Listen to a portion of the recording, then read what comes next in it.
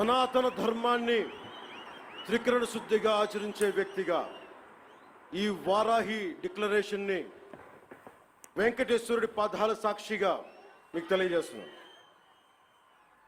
ఏ మతానికి ఏ ధర్మానికి భంగం వాటిల్లినా ఒకేలా స్పందించే విధంగా లౌకికవాదాన్ని పాటించాలి. సనాతన ధర్మ పరిరక్షణ కోసం అవిశ్వాసాలకు భంగం కలగజేసే చర్యలు అరికట్టడానికి దేశం మొత్తం అమలయ్యేలా ఒక బలమైన చట్టం అవసరం ఉంది. దానిని తక్షణమే తీసుకురావాలి. ఆ చట్టాన్ని అమలు చేసేలా జాతీయ రాష్ట్ర స్థాయిల్లో సనాతన ధర్మ పరిరక్షణ బోర్డు ఏర్పాటు కావాలి. దానికి ప్రతి ఏటా నిధులు కేటాయింపబడాలి.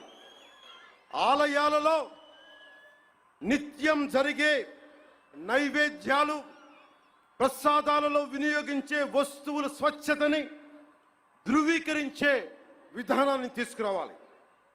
ఆలయాలు కేవలం ఆధ్యాత్మిక కేంద్రాలుగే కాదు,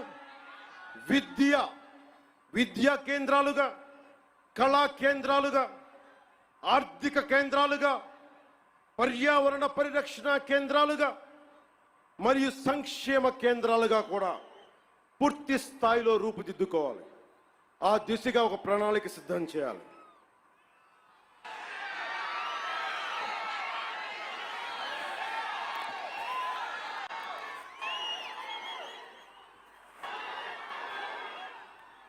ముగించబోయే ముందు ఇదొకటి చెప్పెళ్తాం.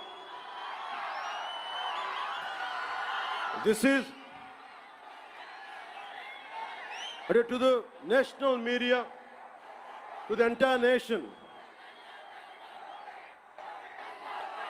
Om Namo Narayana. Om Namo Narayana.